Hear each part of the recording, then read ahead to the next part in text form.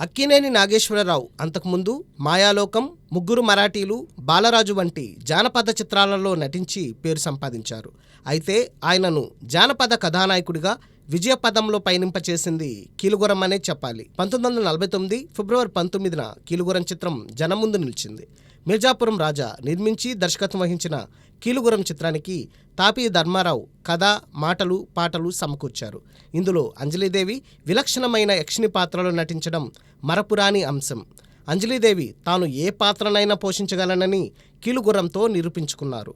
ఇందులో గుర్రాలు, ఏనుగులను భక్షించే రాక్షసుగా అంజలీదేవి, ఆమె సోదరిగా కనకం తమదైన అభినయంతో ఆకట్టుకున్నారు.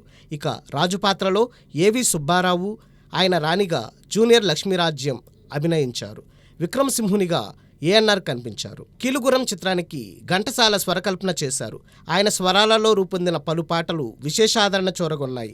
1949లో భారీ విజయం సాధించిన చిత్రాలలో కీలుగురం కూడా చోటు సంపాదించింది. ఈ సినిమా పలు కేంద్రాలలో శతదినోత్సవం చూసింది. ఇందులో దాదాపు 14 పాటలున్నాయి. అప్పట్లో ఈ పాటలు జనం నోళ్లలో నాట్యం చేశాయి. రిపీట్ రన్స్లోనూ కీలుగుర్రం మంచి ఆదరణ పొందింది. ఇప్పటికీ అడపాదడప బుల్లితెరపై కీలుగుర్రం ప్రత్యక్షమవుతూనే ఉంటుంది.